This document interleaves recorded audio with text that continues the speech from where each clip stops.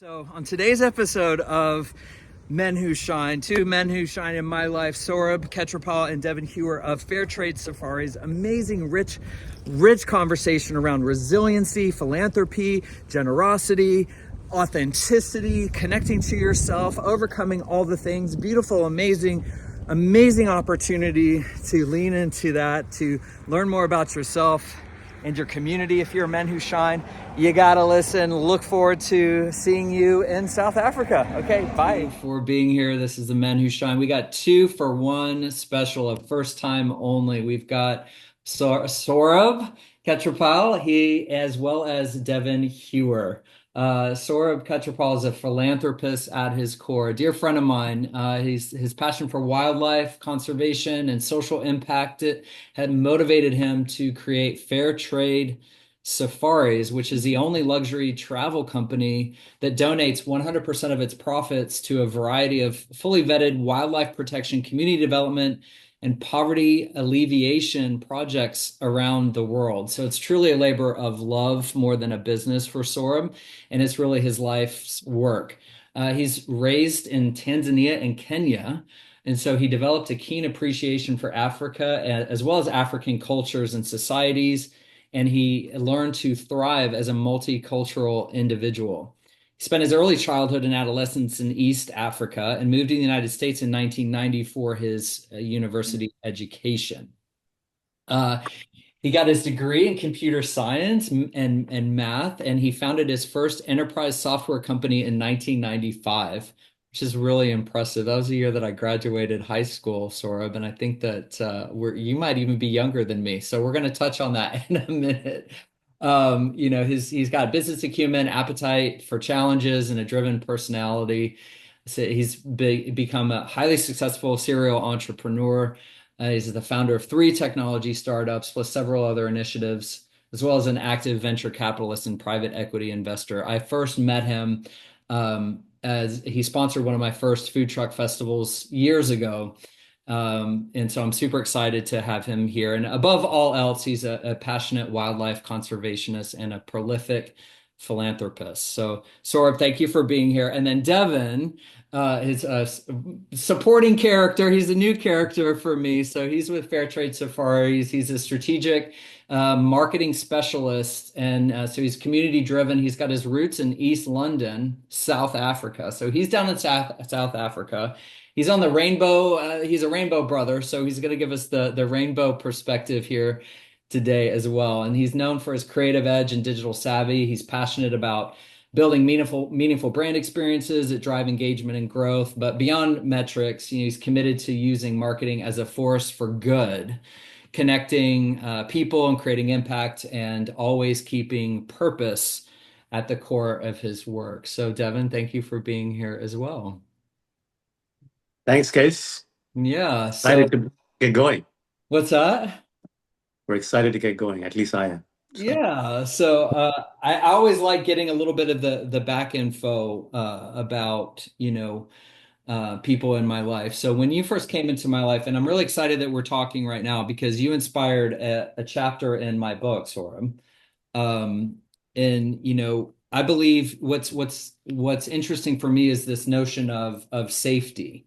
So, right now in the world, and we're going to talk about a little bit about this as it relates to the safaris, but this concept of safety and feeling safe in our bodies and safe to be ourselves, right? So you've been such an amazing ally for me, as well as incorporating other LGBTQ employees and things like that. So when you first came to me and sponsored Trucklandia, and when I was running, I ran that business for 7 years. What led you to, it's kind of twofold. Like, what led you to start Fair Trade Safaris, to move from this software type thing that you were doing and engineering and math and all this to something that feels completely on the opposite end of the spectrum? So tell me kind of what led you to that. And then, obviously, you getting involved in the community and things like that. We can touch on that, but I'm curious. I've never really known that part of your journey. yeah, I think that as individuals, especially in this day and age, it's very quick and easy to summarily put, label on an individual. You are X, and for a long time, my identity was, for the most part, for the outside world, um, as an entrepreneur, a tech entrepreneur at that. Um, but obviously, we all know underneath that label, there's a lot of complexity. There's a lot of texture, and actually beautiful complexity, right? I mean, so and the same thing applies to me. Obviously, I had a knack for an acumen for technology, entrepreneurship, starting companies, exiting companies. But there's always been another part of me that wasn't fully nurtured until I started Fair Trade Safaris. That's been there since I was a young child. Since I lost, you know, the first memory I have of, passion for wildlife, for communities, for people, goes back all the way back to like 8 or 9 years old. So I have actually been passionate about wildlife since I was a young kid. Um, and if you want the long story, I actually met the great and now late, she passed away, Jane Goodall, um, the the late and great Wow. wildlife conservationist. When I was 9 years old, it was a chance meeting. She did her research work and her conservation work in Tanzania, and our paths just crossed just sort of coincidentally. And I was like, I want to be like her. I want to be her. So I think that my passion for conservation, I didn't know the word conservation at the time. I just loved animals, and I thought she was doing some really good things for animals. For her, it was chimpanzees and obviously the whole ecosystems around rainforests and chimpanzees in Tanzania. But yeah, I mean, I've been passionate about wildlife and conservation, and my love for wildlife really springs from my love for elephants. So from a young child, I mean, like you said, I grew up in East Africa. So we were doing safaris as a family since I was, 8, 9 years old. And for me, the favorite animal to see while on safari, a lot of my friends and a lot of other kids loved to see the cats, lions and leopards and cheetahs. For me, it was all about elephants. So I think meeting Jane Goodall at that young age sort of lit that fire in me to do something to protect the beautiful animals that we have in Africa and around the world. So obviously, my life trajectory took my path to something that was very non-organic or non-wildlife related, which is technology and entrepreneurship. But when I had my first exit, when I first sold my first company, I was 28 years old. Um, I decided to do something with the money besides just buying flashy things and um, serving myself and my my needs and wants. I wanted to do something with that money that was more soulful. And I started a nonprofit. This is 2001, to do wildlife conservation. Again, focus on elephant conservation in East Africa, in Tanzania and Kenya. So 2001, that's 24 years ago. So when I had the first exit, when I sold my first company, it was an enterprise software company. It was the first time I could really put some fuel to the Mm. fire of helping wildlife, helping communities, because I finally had some money, some resources to be able to pour into those initiatives. Hmm. So yeah, I started a foundation in 2001. Initially, it was focused on just wildlife conservation in East Africa, in Tanzania and Kenya, with a penchant for elephant conservation.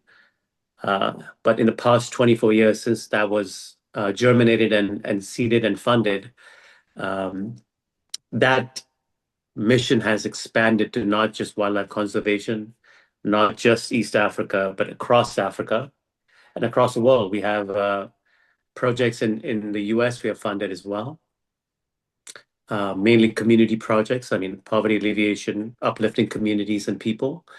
And part of that journey has been also providing support, financial and otherwise, to the LGBTQ plus community.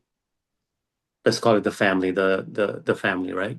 Mhm. So the rainbow family. So I mean, growing up, I've always been, just sort of naturally didn't make sense to me just because you were a certain way that you should be discriminated against, whether it's race, sex, orientation, even economic background, So it sort of was part of that thematic, vision statement to uplift everyone who needs that support. And it was incumbent upon me to be able to provide whatever I could. Um, my voice, my support, my network, and obviously money to uplift causes, initiatives, communities that I could help. So I don't know if I've answered your question, but yeah, so the passion for helping initially wildlife animals in Africa expanded to wildlife animals all across the world and in environment, habitats, environments all around the world. And then obviously to people all around the world. And then in 2014, when I sold my third company, I'd done a couple of tech companies between 1995 and 2014, in that 19-year period. I decided to focus much more so on the conservation work and the social impact work. And, the idea was to sort of converge my acumen for starting companies and growing companies and providing resources and support to the causes that I was passionate about, that I'm passionate about. And that's where the convergence of those two things were what really birthed Fair Trade Safaris in 2014. And so, yeah, we started in 2014, 11 years ago. We do, high-end safaris, curated safaris in Africa. And like you said, 100% of the profits and the proceeds go to supporting these causes and initiatives in Africa, in the US, around the world. Yeah, that's really, really good stuff. So, I'm curious, if you remember, so for someone like myself who, kind of has gone through different, let's call feast famine, this entrepreneur cycle, but underneath that, kind of this underlying, let's say, internal discrimination, right? Whether or not it's from the society that says you can't do, be, or have, or you're fundamentally flawed, or there's something wrong with you. So, in my experience of being an entrepreneur and a business owner and owning restaurants and having all these things, but also having a wife at the time. And so, there was this underlying energy of deprivation. And so in that energy of deprivation, I'm not in that energy of giving back. Or, you mentioned having a business or doing something that nourished you or nurtured you or fulfilled you. So you kind of took a little bit of the detour, but the detour also kind of came back, allowed you to come back to yourself. And so I've noticed in my journey of, I'll say choosing authenticity. I don't necessarily like the phrase coming out of the closet because I like to envision a world where the closet doesn't exist. People are like, what do you mean come out? What is there to come out of? There's nothing to. So, this world of choosing authenticity. For me, I've been always digging underneath the layers. So I noticed when I came out, got divorced, did the whole thing, that's when I started experiencing levels of deprivation in my business that I hadn't experienced previously.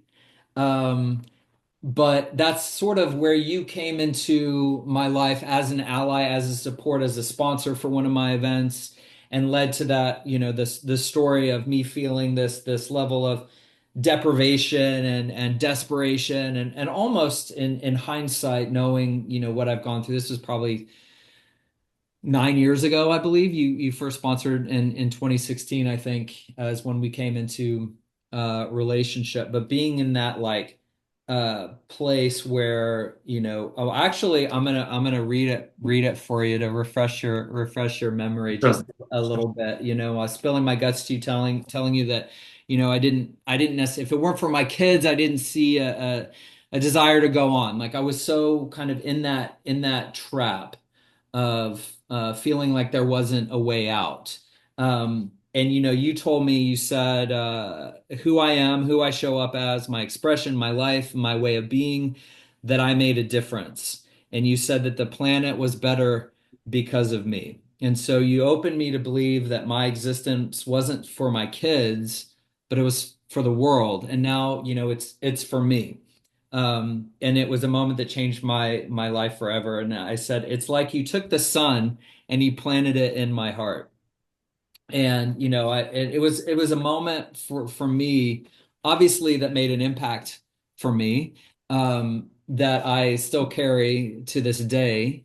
And with all that being said, what would you say to someone if they're in this same kind of energy? I'm curious, what challenges did you have in your business? Has it always been like glorious money flowing everywhere where you're donating to charities and this philanthropy? Or give me some dirty, I don't even know this about you, and I hope you have some sort of nitty gritty dirty, like Yeah, for sure. turning a store, something that where you had to make that turn, you had to make that shift, you had to make that pivot, where you had to dig deep into your own self to make that change and come out of your own deprivation or your own challenge in that way.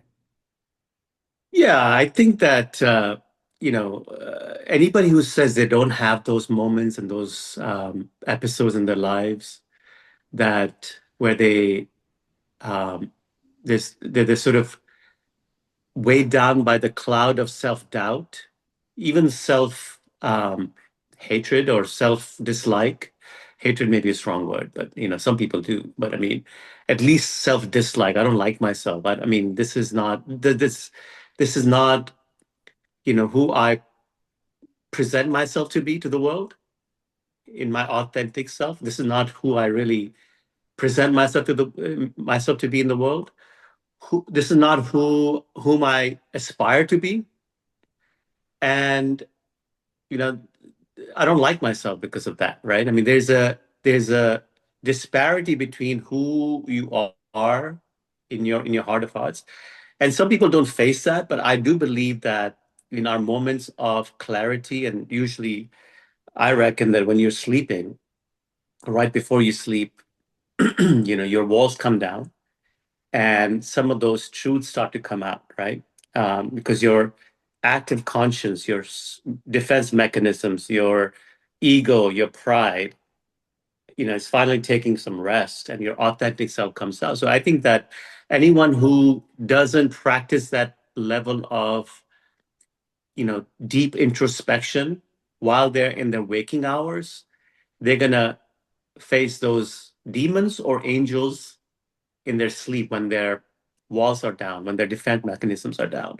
So there's a reckoning for all of us. And anyone who says we have not had moments of, self doubt or self dislike is lying. I mean, it's just it's their ego and their sometimes insecurities, sometimes defense mechanisms that are basically creating a cataract in their eyes Mm. and being able to see clearly who you really are. So, I mean, I can't tell you that there's an episode. Obviously, I have had episodes in my life to give you some dirt, but it's a daily thing. It's a daily thing. Am I proud of myself every single day? No, I'm not. And when I meditate in the morning and I meditate in the evening. My morning meditations are to sort of get me jump started for the day, right? Morning meditations. The evening meditations, and I haven't missed a day of meditation in 16 years, since Wow. 2009, every single day, at least one meditation. So I've done my meditation practice every day for 16 plus years. Wow. March of 2009 is when I started. Um, anyway, so my evening meditation is sort of I take Mm. an inventory of my energies and say, hey, listen, And when I do that inventory, I sort of, I mean, at the end of the day, I'm a technologist. So it's like a spreadsheet, right? Who Hmm. I present myself to be through all my energies, everything I've put out there in the world in that day, in the 24 hours or 12 hours, who I purport to be, who I aspire to be, who I present myself to be in the world, right? And who I aspire to be. So think of it as four columns. Who I really am, was I an asshole? Was I mean? Was I kind? Column one. Column two, who I, aspire to be, right? Who I uh, uh, present myself to be. And then, when you do that inventory, you see, hey, I fell short here. The way I talked to Devon today wasn't quite right. I need to go out there and make amends and apologize, right? Um, but I mean, to answer your question, that's something that not a lot of people do. Some people do, but I do believe that everybody has their um, moments where their authentic self is not what they put out there for the world to see. I've had several of those episodes in my life. I mean, not just a daily thing, but periods of my life where I was like, that's not really being me being authentically myself. And that won't make my mother proud. My mother passed away a few years back, and she's sort of my North Star. And so, the whole thing about whom I aspire to be, I asked myself, what would my mother want me to be? How would she want me to comport myself, with Devon, with the people in my life that I've touched in the past 24 hours. What would she be proud of? Where would she wag her finger and say, that wasn't the son I raised?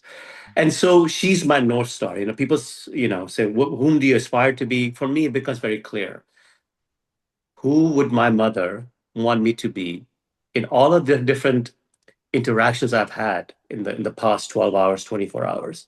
What would she be proud of? Did I lose my temper with my daughter because she, dropped a glass and broke it? I mean, that's not what my mother wants me to be as a father, right? So I need to go out there and make amends with my daughter, or whoever it is. But yeah, I've had my moments. I've had failed relationships where I have had to really look deep and say, what do I own? Where do I need to take accountability? And some of those answers are not fun to face. Uh-huh. They're really, really difficult to swallow. And when people, step one is to really accept that everything we do and all the energies you put out there are not all positive. Some people never even get to that point. Mm. They have this sort of, like I said, a cataract, a cloud of, or fog of defensiveness or insecurity to really say, you know what, I'm not perfect. I'm a work in progress. I'm a person in the healing journey. I'm Mm. not healed. Perfection is impossible. But what I believe as human beings we can do is we can try to heal ourselves. We are all damaged. We're all somewhat traumatized. So, I believe that people who are happiest and healthiest are those that you know, admit and acknowledge that they're not perfect, they're not fully healed, they need to do some work in their healing journey, and then understand where do I need to do the work in terms of um, getting that healing to get that level of health and happiness that we aspire for. And yeah, so my divorce, made me question a lot of things. Initially, like we all do, our ego and our defensiveness, you deflect. It was her, it was, something else. And then after a while, it's exhausting because Yeah. how much deflection can you do? And ultimately, even if you're deflecting, you can't change anybody else. You can't change anybody else but yourself. So the more deflection you do, the more you're just sort of piling on to that trauma. Mm. The only way we can lessen the trauma and heal is to not deflect, but reflect. Mm. Mm-hmm. Look inside and say, hey, what did I do? you know? And where could I have been more compassionate? Where could I have been more patient? Where could I have been more loving? Where could I have been more understanding? Right? And and then it's really, really difficult to A, even ask that question, and then B, face those answers when they come back. Mm-hmm. Right? And for me, like I said, what works for me is the stillness of meditation. Yeah. When I'm in that stillness of meditation, my ego is down. I practice what's called transcendental meditation. And if you know anything about TM, the whole idea is to get down to stillness, where the monkey chatter, the waves at the top of the ocean are not affecting, your thought patterns, right? You're going below the ocean, the top of the ocean waves to the bottom where it's stillness. So Mm-hmm. there's not a whole lot of pollution, a Mm-hmm. lot of static in the frequencies in your mind, Yeah. and you have more clarity that way. So in my moments of stillness and meditation, those questions are asked and answers um, are harvested. And Mm-hmm. sometimes those harvests are not fun to look at. I mean, you're like, damn, that was pretty, you know, that was a pretty harsh way to look at the situation. So yeah, I mean, so that example in my failed relate, I would say failed. I don't think it was a failure at the end of the day because we both grew from it, right? That's So that was I don't. So let's say the divorce, right?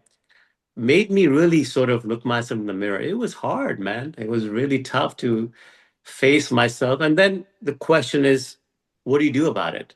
mm, Now that you know where I have failed, where I could have been better, what do you do about it, right? And that's where the next steps are taken in the healing journey. mm-hmm.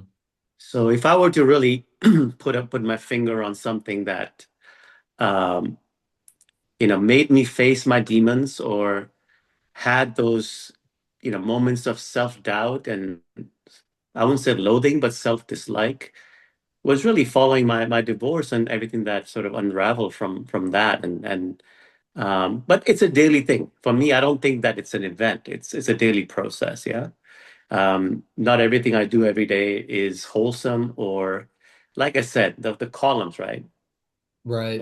Everything I do every day, all the energies I put out there through my words, through my deeds, through my thoughts and attitudes, the energies I put out there are not all positive energy. It's not. And so when I meditate in the evening, I ask myself, where did I fall short? What are the energies I put out there that my mom would be like, my mother, my North Star would be like, yo, son, that wasn't right. And okay, that gives me an inventory of where I need to, and what can I be proud of as well. So the inventory of of my all my energies. There's some things that I'm proud of. It's kind of like a balance sheet, your assets and your liabilities, right? What are Yeah. the positives? What are the negatives, right?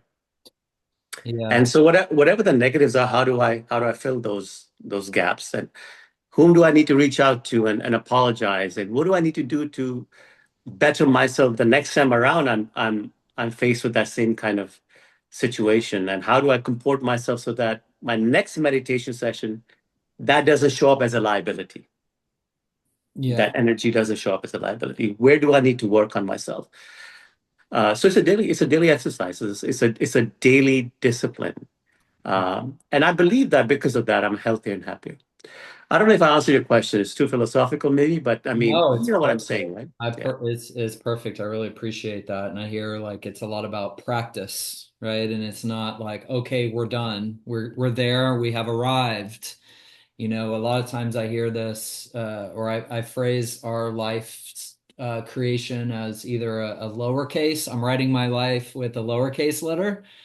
Our ego, the fear, the desire to prove or to present ourselves a certain way, is fine. Like we can create our lives that way, like from the ignoring the stigmatism, ignoring the cataract, as you said, but really like stepping into and embodying what I call our uppercase. selves. We have a different perspective. We can see a different vantage point.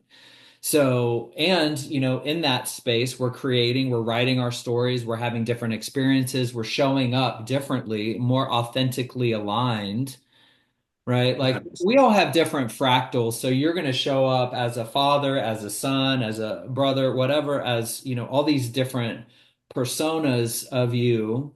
So it's not so much inauthenticity as an authentic fractal.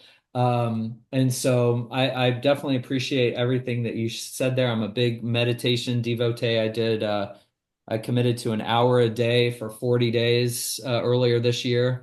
I did 40 days. I'm like, oh, this is some good stuff, man. I was going to commit to 30 days, but then I'm like, no, let me do 40 because I'm a big 40-day and I got some really good nuggets those last 10 days. And then I'm like, let me do this again. And so I did another 40 days. So I did 80 days of an hour a day. And Wow. that took something for me. And Yeah. then so like after 80 days, I'm like, I'm gonna do this every day. And then I found myself getting like really religious and rigid with it. And so I'm like, oh, okay, that kind of defeats the purpose of Exactly. meditation. Like, so I saw ways in which I show up. For me, my lowercase self is that rigidity, that control, that like, oh, I have to have something to like stake my claim, and this fear, this lack of surrender, this lack of trust.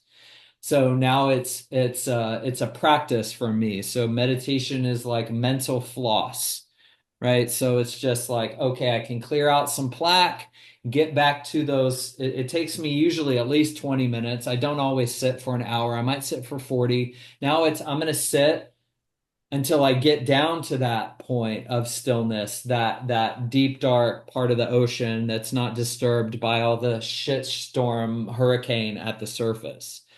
And so it's a good practice. So I'm in alignment with you there on that. Devon, you've been such a good person, good audience member. I was, it's not my intention to ignore you.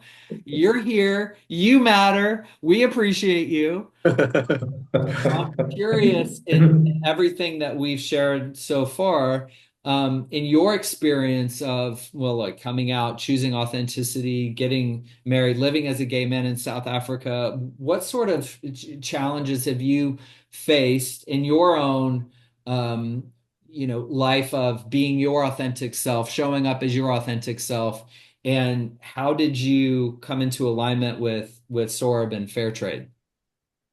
Oh, it's a broad question. Let's On a start hot with seat now, Devon. yeah, sure. My authentic self. So I came out when I was really young. So I was 13 when I initially came out. It That's wasn't not a case coming of out. I didn't have a boyfriend or anything like that. It was just a case of I knew something was different. So my mom and I always had open communication. So it's a discussion point. And it was a discussion point for 6 years after that until I officially had a boyfriend. And yeah, then I officially came out as 100% thoroughbred gay. Um, Uh, but yeah, so life in South Africa is very different. Like the dynamics in different areas are very unique. So it depends on like different areas that you go to, the way that you get seen or perceived. So yeah, so there's that. And then in terms of work specifically, I worked in a very male-dominated environment, so electrical engineering, construction. So it's very male-dominated. And I must be honest, I thought it would be a challenge for me because men can typically be rigid, like boxed. And in my experience, the more they got to know me, the more I relaxed around straight people. So I think that that just helped me become who I am today. So I am unapologetically myself. So I will talk about my husband openly now. I think he probably helped me do that after we got married and everything. But yes, dealing with straight people, specifically straight men, I think that was my biggest challenge in life. I've always been good with people. I've got a good rapport with most people. I've got great acumen to just adjust my persona according to who I'm dealing with. But again, that's because of how I grew up, judging or reading a room, so that I could make sure they got the mask that they should, which isn't always the best approach. But yeah, I'm good at that. So I always gave the mask they needed. And after many years, now I'm 40, I don't wear a mask anymore. I'm 100% authentic. I'm myself.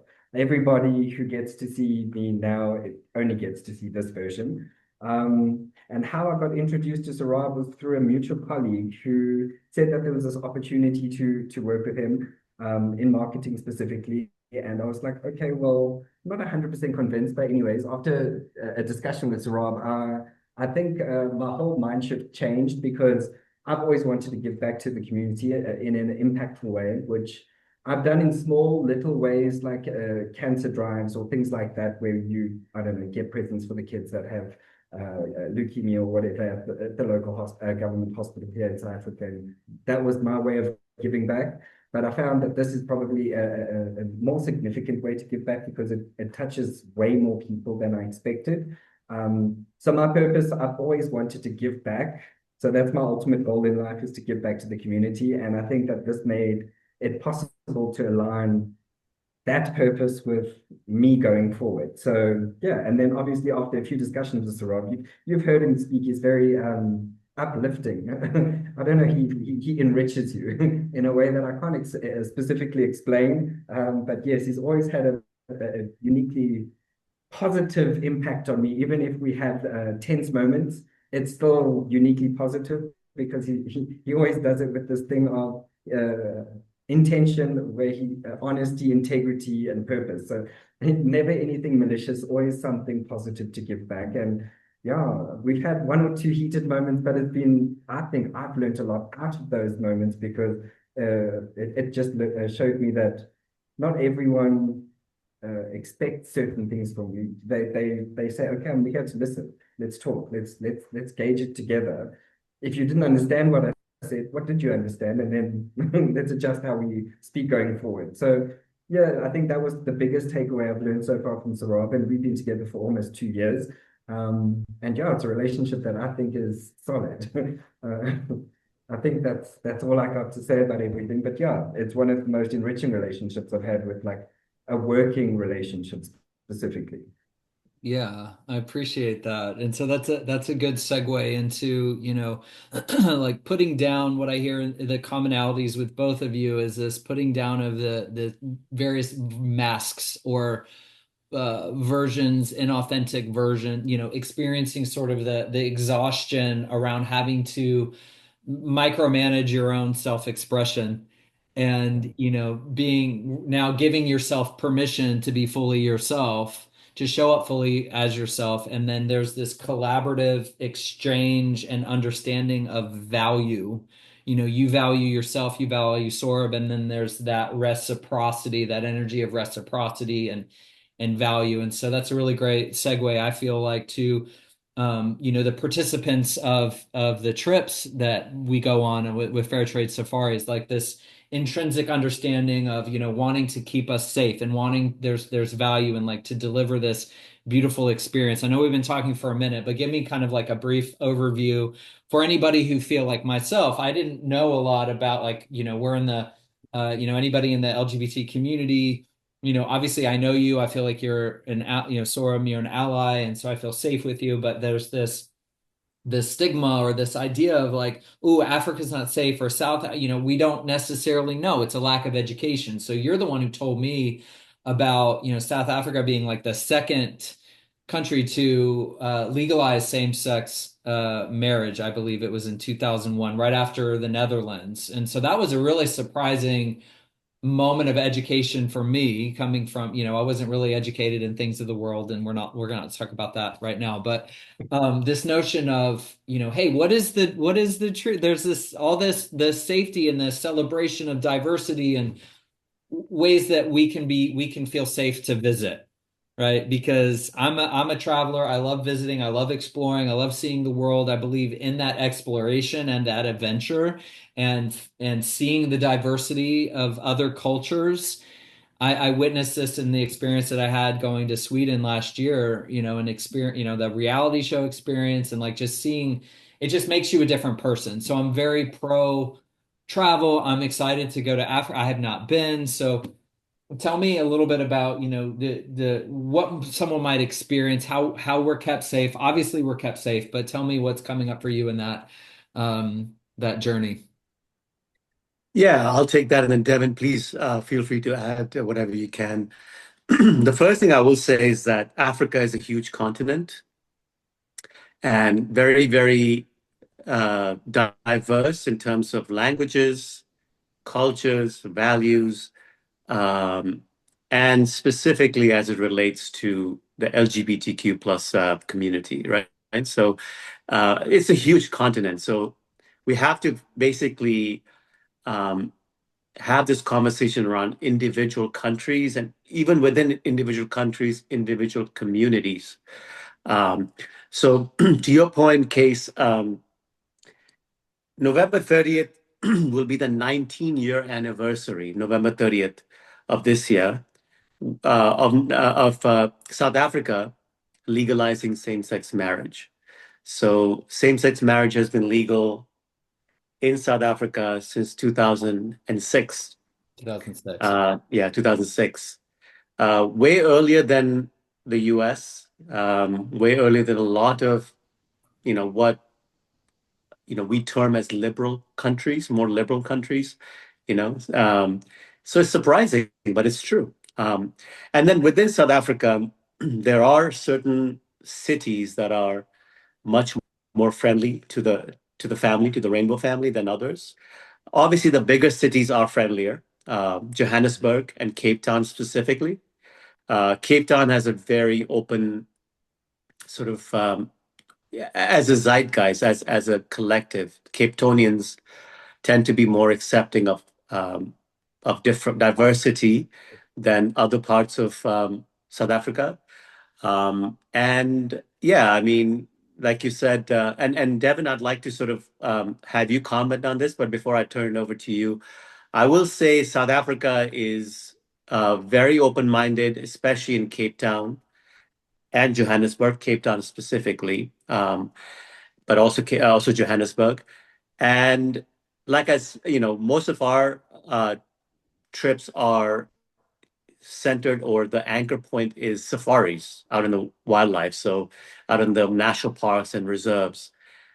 And the wildlife animals don't care whether you're gay, straight, or bisexual. So yeah, I mean, when it comes to the actual discussion around safety, specifically people of the rainbow family, South Africa stands out above and beyond all the other countries in Africa, even compared to the other countries that we do safaris in, which are Kenya and Tanzania and Zambia, Zimbabwe. South Africa is the shining star when it comes to acceptance. And within South Africa, I believe Cape Town is the most open-minded, and Johannesburg as well. And we are very, very particular about not compromising even an ounce of safety and security for our guests. So, we have guides who are of the community.